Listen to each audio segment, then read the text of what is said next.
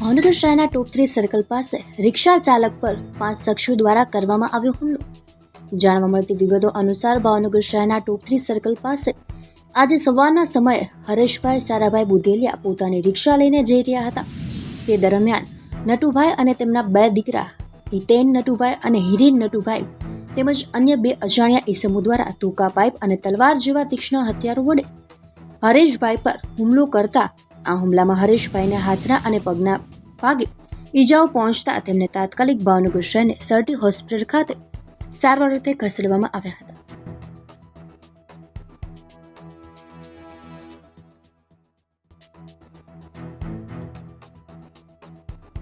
તમારું નામ? હરેશ સારાભાઈ બુધેલિયા. હરેશભાઈ ક્યાંથી આવ્યો છે ને શું બનાવ બન્યો? હું ટોપથી ભાઈ જતા થતા હિરણ લતુ ને હિતન ને 2 અજાણા શખ્સો મને મારવા માંડ્યા જીવના જોખમે. શેના વડે માર માર્યો? લાકડી ત્યાં